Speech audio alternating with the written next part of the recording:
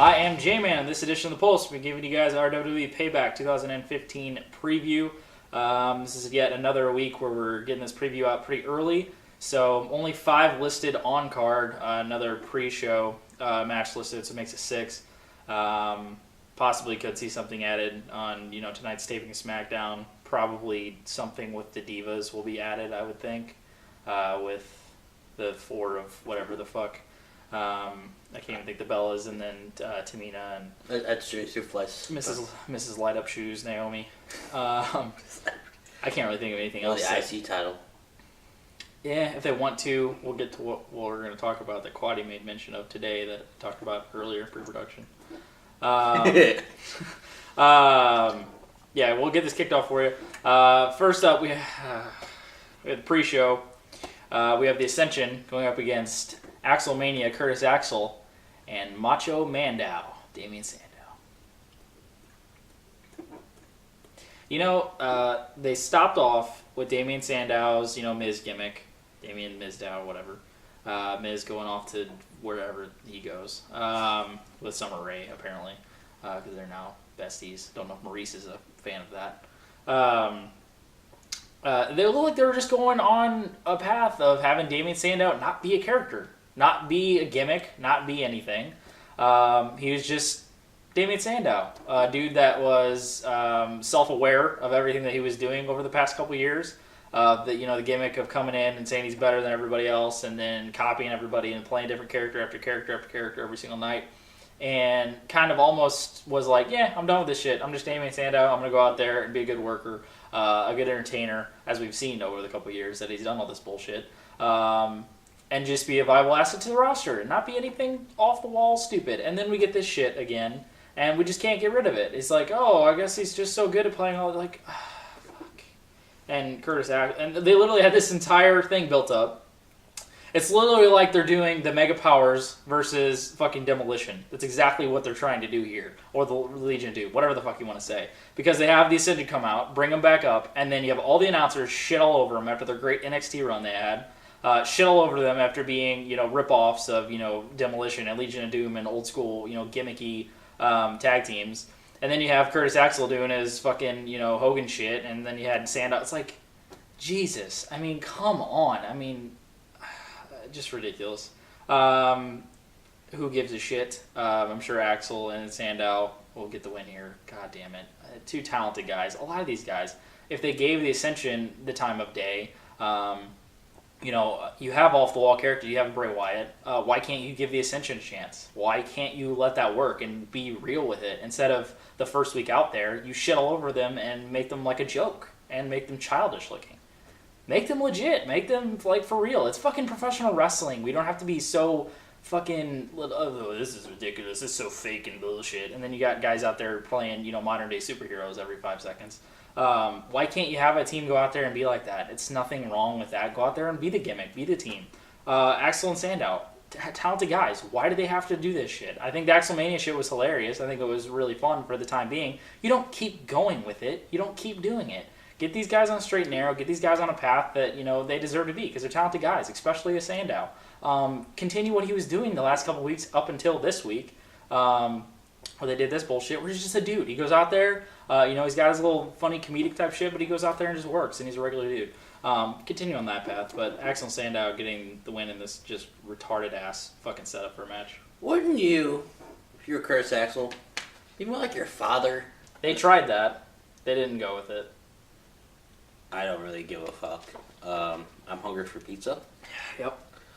Hey, Quaddy having a good old school Quaddy J-Man Asia day. Gonna play some hockey. Hockey time. But play some hockey, watch some hockey. I'm gonna watch the Cardinals win.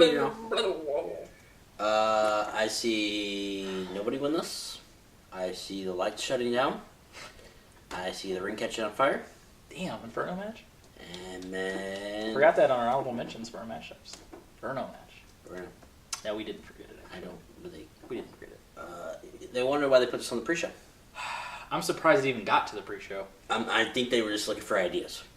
I guess they were doing something like that.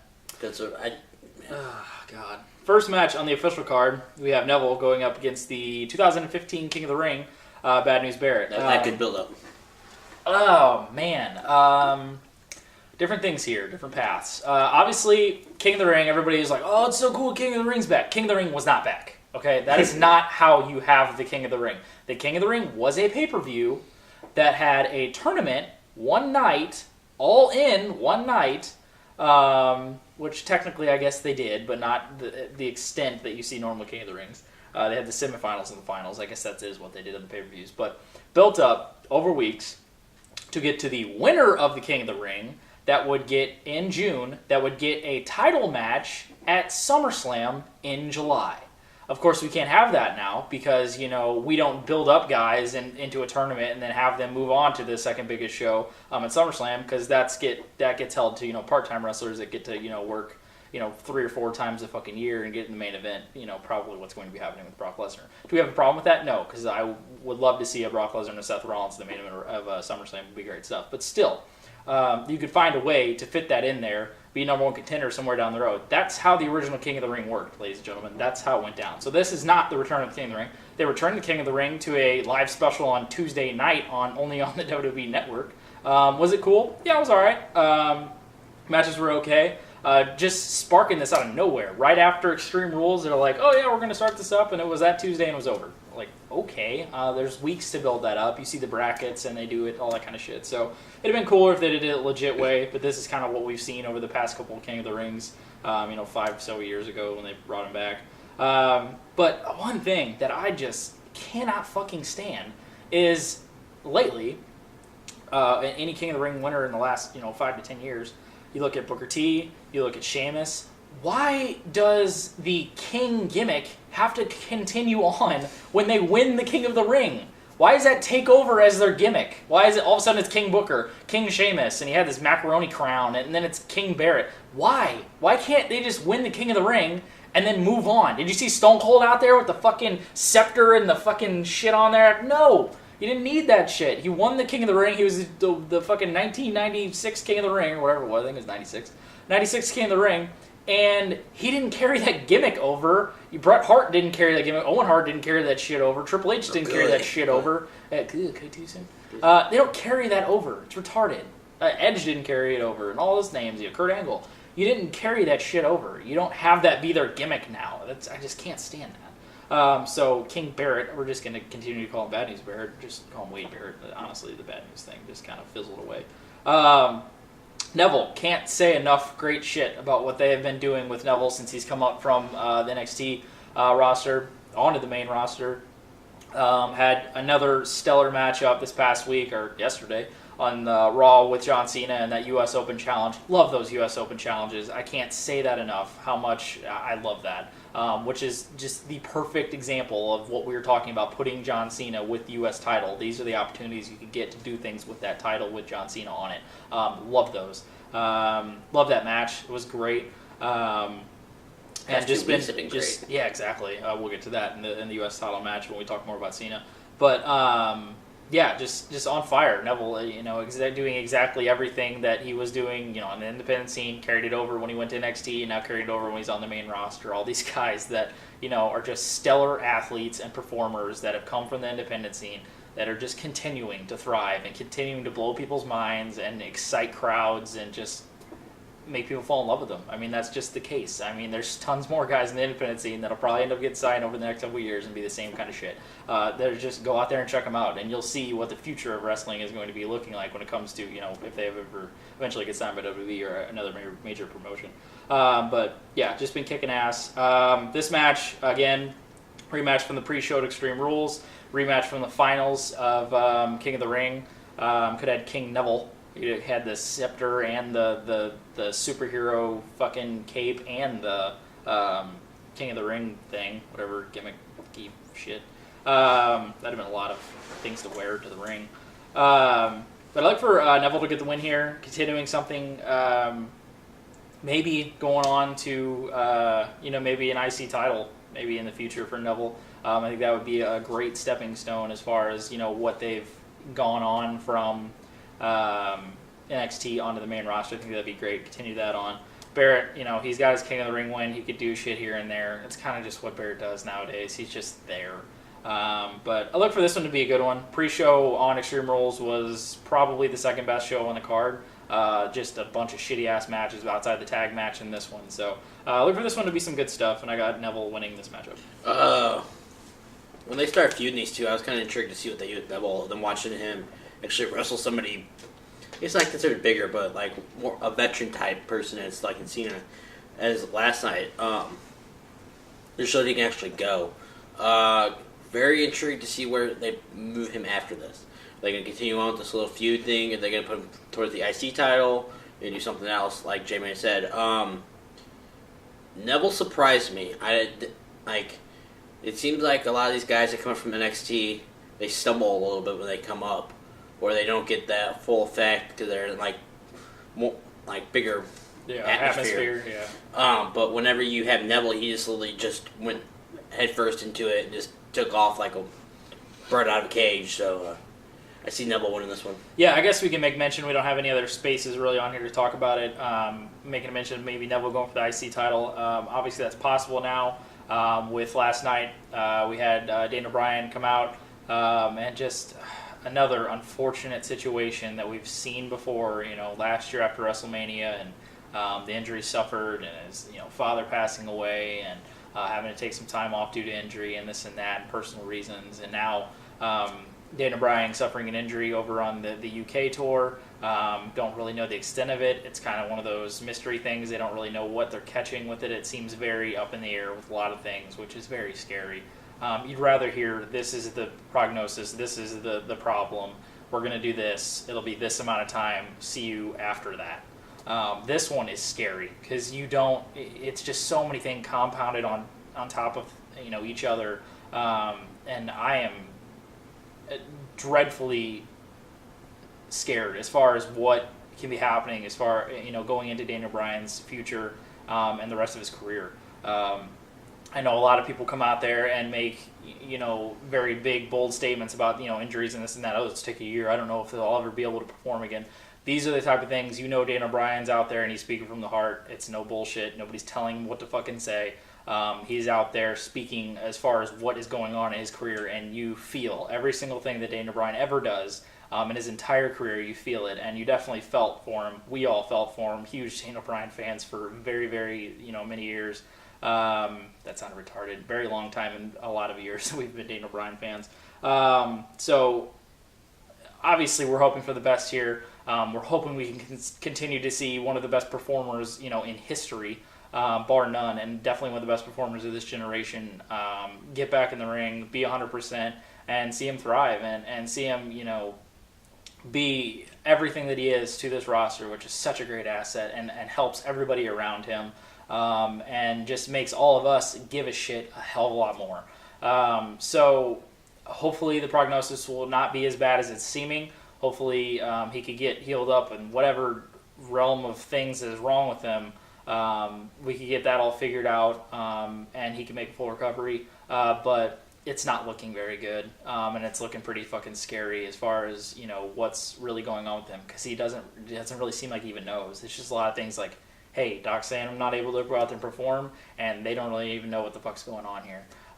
So having all that being said, he relinquished the IC title, obviously, out indefinitely, doesn't know the extent of time. He said it could be a few weeks, could be months, and he said he may not even be able to perform again.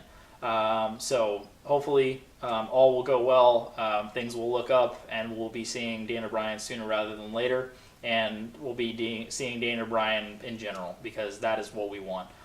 Daniel Bryan back in the ring doing what he does best, and doing what he does better than pretty much everybody on the planet.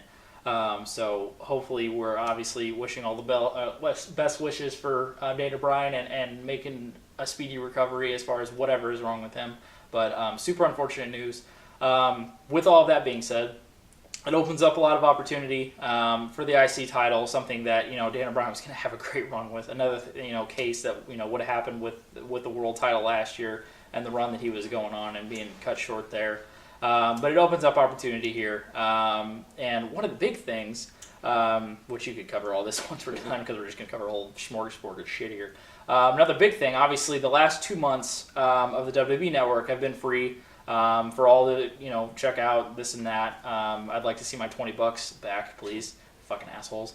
But at the end of May, they announced just randomly after some segment that, the Elimination Chamber is going to be coming back. And it's going to be a network exclusive, not on pay-per-view, anything. The only place you can see it is at WWE Network. We're going to have an Elimination Chamber special event, and Elimination Chamber is going to come back. So that was totally fucking out of nowhere. We'll be on the last Sunday of May, which will probably only be, a week and a half after Payback here. But one of the big things, which Quaddy mentioned, Quaddy gave me a call, and he saw something that could possibly be going down, is maybe having the new Intercontinental champion crowned inside the Elimination Chamber. And that's something that, we have talked about thoroughly, is having secondary things be held up and be going for inside Elimination Chamber. And having guys that you don't normally see go in the Elimination Chamber and, put their talents in that atmosphere. Could you imagine a fucking Neville inside Elimination Chamber? Jesus Christ, like a spider monkey caged up in there, just fucking doing whatever he fucking can. And you imagine the other amount of talents that you could put in there with him. So that would be some great stuff. Another thing that he was talking about is possibly finally having a tag Elimination Chamber, tag championship, tag match, Elimination Chamber, which would be fucking awesome. So a lot of shit going down, obviously all revolving around Daniel Bryan, the Intercontinental title, a lot of stuff up in the air with his career. But obviously, best wishes out to Daniel Bryan. Hopefully everything heals up well and we could get, Dragon back in there healthy, doing what he does best. But really scary and kind of unknown in a very cloudy looking future going ahead for Daniel Bryan. I'd rather have Daniel Bryan back than see the IC title in the Elimination Chamber. But with what the situation's going on, and like we talked about in pre-production, we lost Edge the same way. So I'd rather him take 2 years off, 3 years off, get 100%, get back to where we know we'll have him for another year or multiple years after down the road, and him keep rushing back just to please the fans. I understand that's how company works. I understand what makes money, but whenever you have life and death after the wrestling to worry about, you can't really push yourself. But with the Chamber, I don't know. I see more them just throwing shit together and them really not focusing, but they really don't do that anymore. So could do it because they have enough guys to line up for the IC title, the tag titles, and whatever else they want to throw at us. Right. I could see them maybe doing something with the NXT title since Sami Zayn's kind of out of it, and maybe something with that. There's still a lot of questions at what they could do at Chamber. I just hope it's not one of these throwaway pay-per-views because it goes Chamber and then it goes to... next month will be probably Money in the Bank. Money in the Bank and then Battleground? Money in the Bank and then Battleground here in St. Louis, and then it'll be SummerSlam. So Battleground's in July. Battleground's in July. Okay. June will be Money in the Bank. That's right. Yeah. So just a lot of stuff still going up in the air. Who knows what they could do with the Chamber? They could just have all the titles in Chambers and just say fuck it.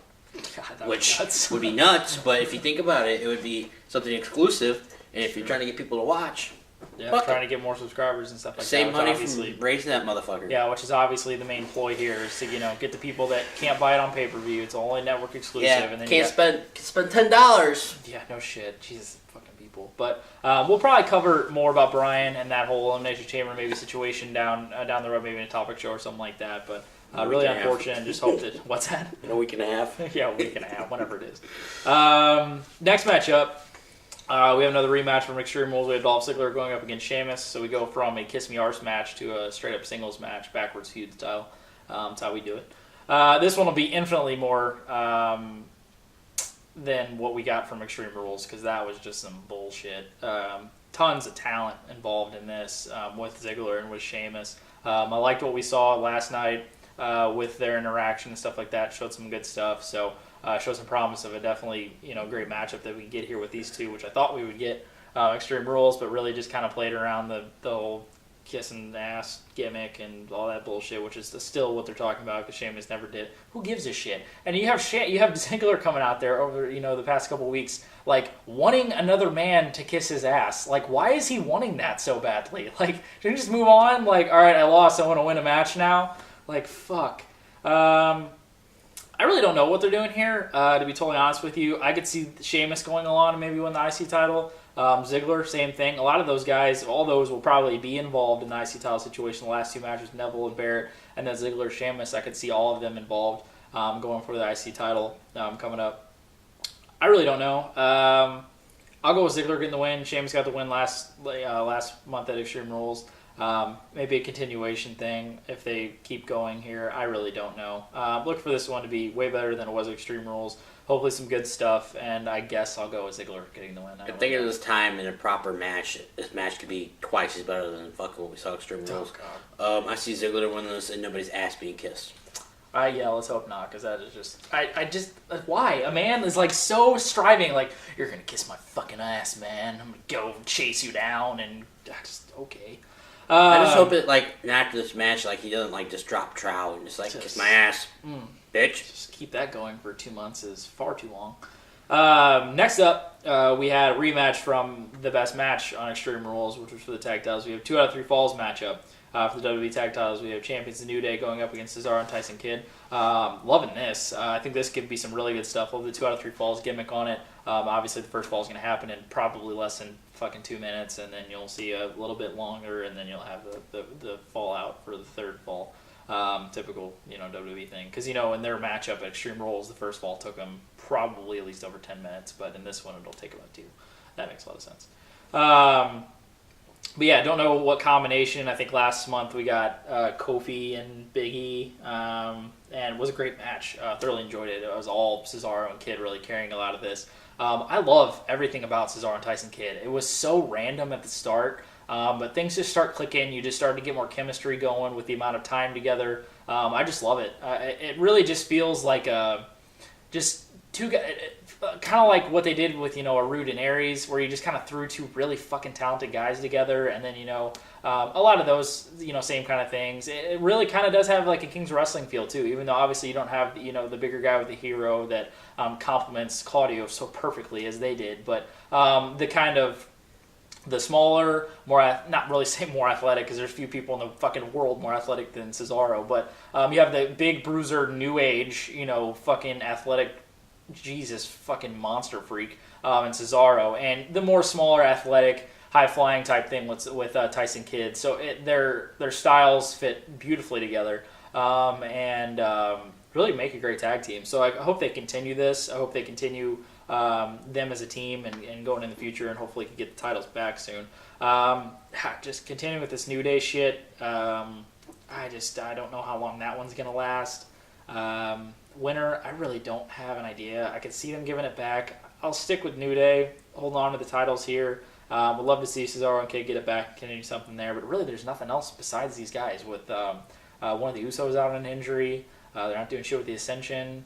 Primetime players are just cutting promos. That was awful. Why? Oh my goodness. Oh my gosh. Why are they just cutting shitty ass promos backstage? Terrible. Get them out on the fucking screen and get them working. God damn.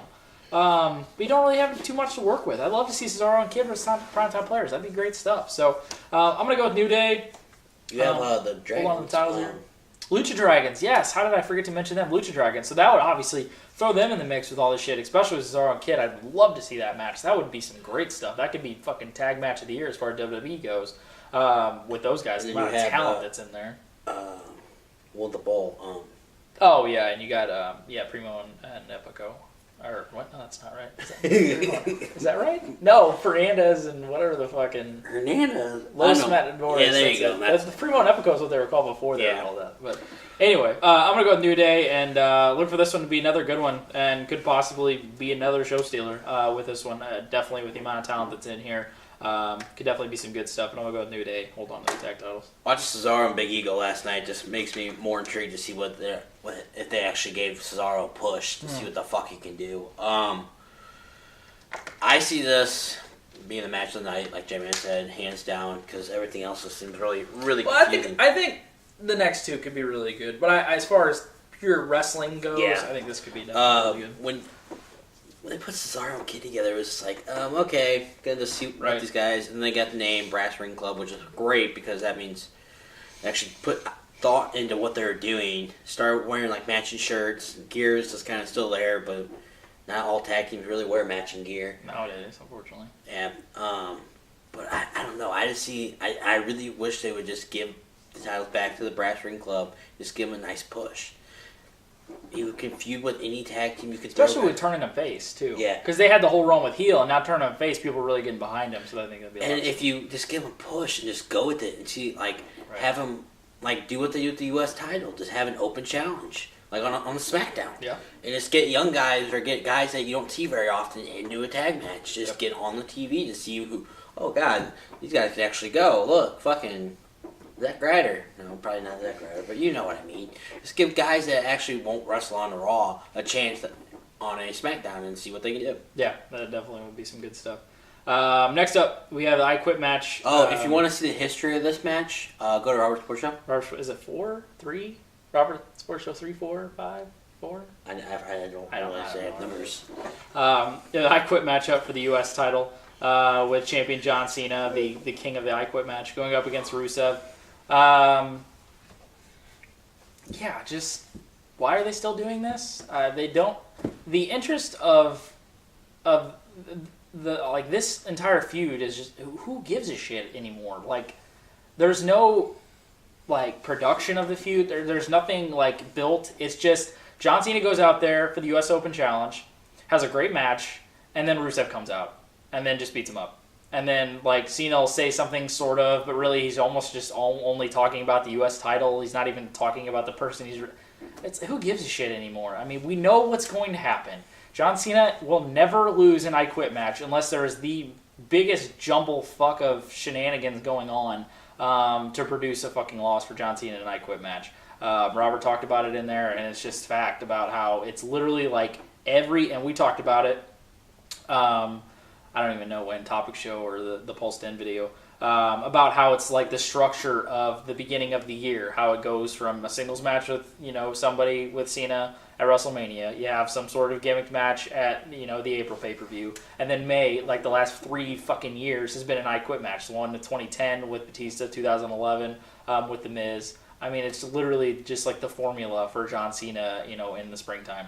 That's like what happens every single fucking time.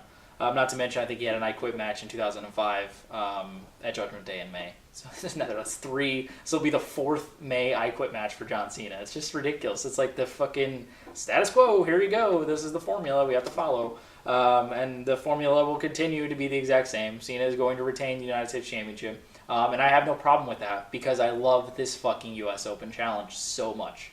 It is the highlight of every single Raw because Raws have been goddamn unbearable to watch. They have been so hard to get through.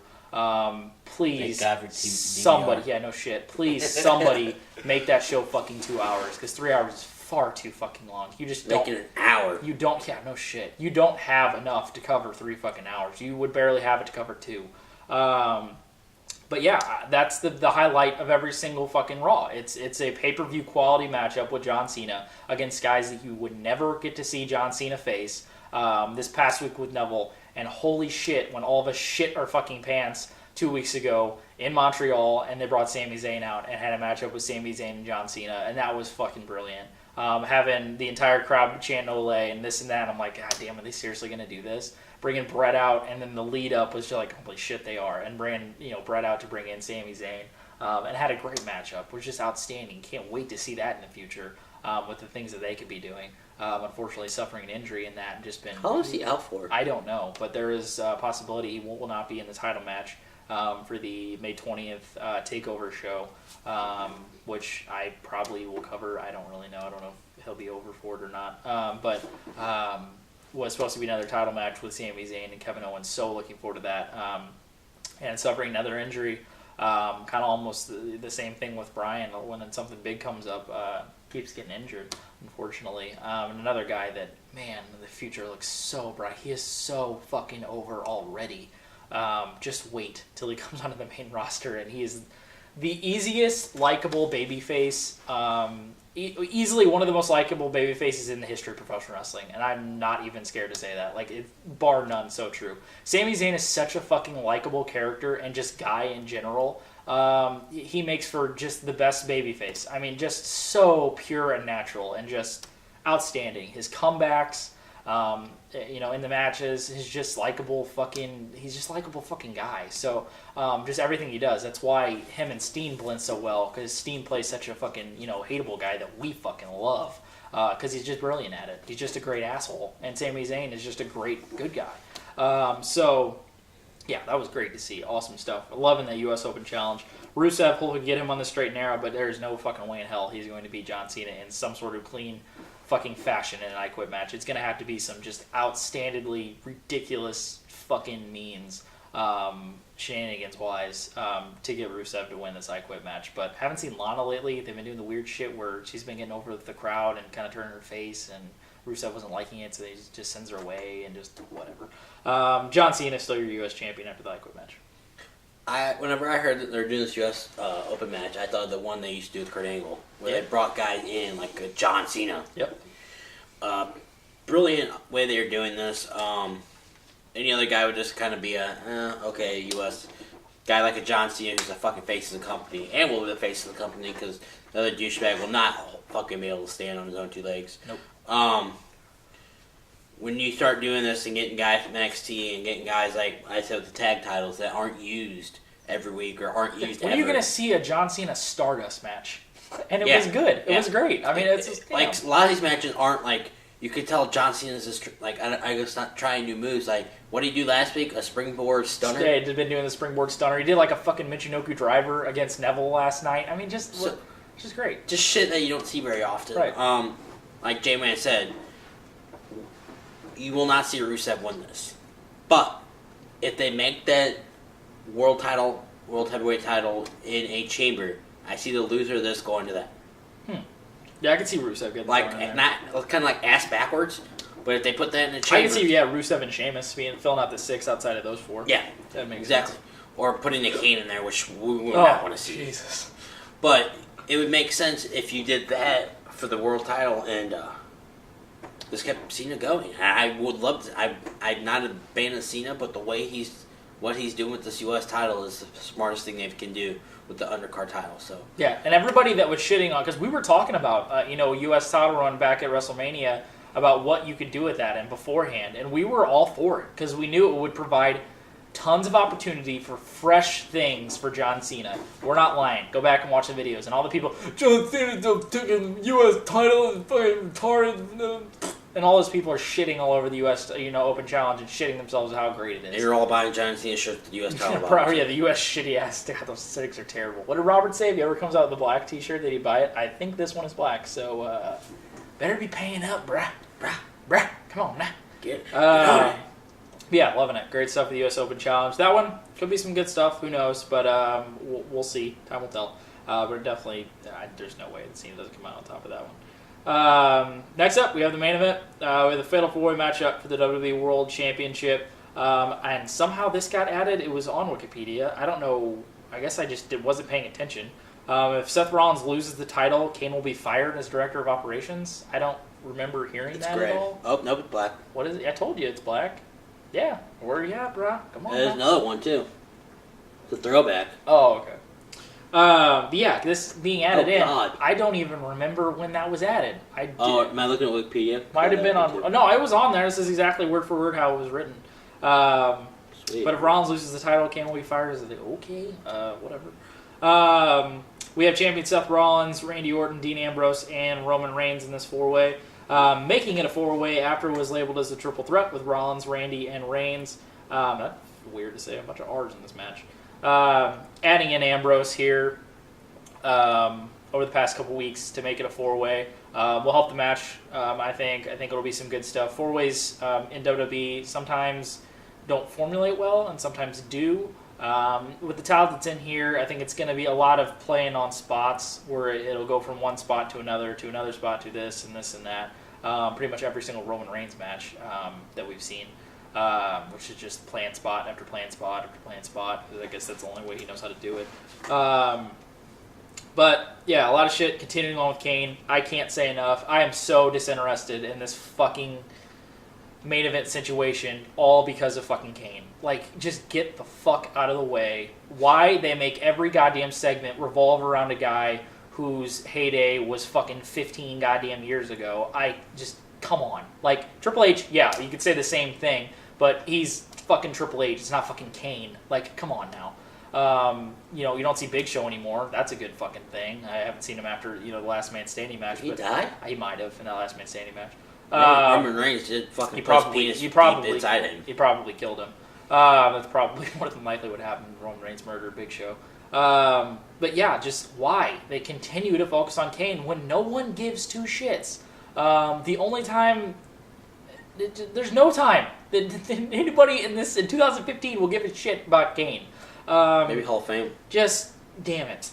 And involving Kane with Seth Rollins and doing all that bullshit. It just, God, it's just pain. It's just pain every time I see it. It's fuck. But yeah, not having him in the match, thank God. He basically dictated the entire cage match Extreme Rules, which, whew, buddy, that was... Have you watched that yet? Any of Extreme Rules? I watched that technical. Yeah, I don't blame you about watching everything else, because that main event was... Holy shit. I heard it was a... It was a fucking piece of shit, is what it was. I heard it was like caca in a bowl. But you'll probably have a lot of Kane involvement in this one. And eventually leading to a Kane and Seth Rollins match that no one on this planet should fucking give a shit about. I think Kane's going to get fired and going to go film a See No Evil 19. This is the only case where I don't hope he gets fired, because that means Seth Rollins is going to lose the title. So let's hope for not having that happen. He could go away, just get fired a different way, just not this way, I guess, since this was added in. Yeah, the build's been whatever. I mean, you're very typical four-way. The same, they were doing typical three-way shit where you had the two faces with Randy and Reigns, you know, ganging up on Rollins. You had the one mistake from one of them where, you know, I think Randy accidentally hit Reigns or some shit with something, and then Reigns got all pissy, and then you kind of said the dissension with the faces against each other. It's like the same fucking formula for every triple threat that had two faces involved. Going after the cowardly heel that we have to have as champion forever. Adding in Ambrose, to me, that is just all indicated as far as who's going to be taking the pin in this match, because for some reason they just can't have... I can understand with Reigns, because that's their little chosen boy that they don't want to get hurt. But how you don't want to have Rollins pin Randy, I don't really understand that. I don't know. But for me, this looks like it's just for Rollins to end up pinning Ambrose. Yeah, I mean, that's pretty much everything you got here. Nothing really else intriguing happening here. It's your basic four-way shit going in here. There's a lot of talent involved, obviously. But it's going to be, you know, with Reigns in there, it just seems like everything has to be set up and so predictable as far as how the spots go. So hopefully they can break away from that and not really involve him too much or at all. And really focus on Rollins, Randy, and Ambrose. And hopefully we can get some good stuff out of that. I think it'll be all right. It'll be your typical, you know, current day WWE four-way, you know, with the talent involved here. But don't look for this to be anything, you know, a lot of people look at, holy shit, look at all the awesome names in here. And you kind of get stuck in that, and then you realize that it doesn't really formulate very well. And that kind of, you know, happens, unfortunately. That's probably what will happen here. But you'll probably get Kane involved towards the end, and we'll all just be like, God damn it. And we'll probably be sitting here for the review doing the same fucking thing. But I'm going to go with Rollins getting the win. Again, setting up everything against Rollins. He doesn't have a chance in hell. The 25% chance and blah, blah, blah, all this kind of shit.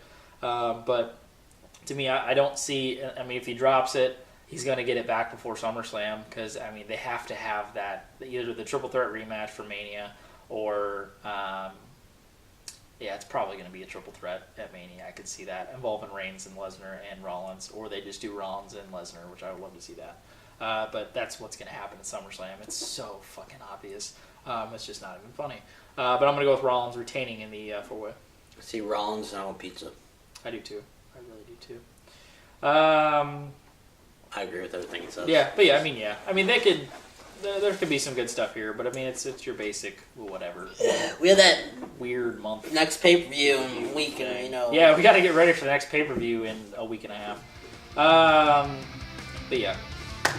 This will now wrap up our WWE Payback 2015 preview. Be sure to check out a review after the pay-per-view Sunday. For my partner Quaddy, I am J-Man, and thank you for watching another edition of Pro Wrestling Pulse, the Pulse, professional wrestling world.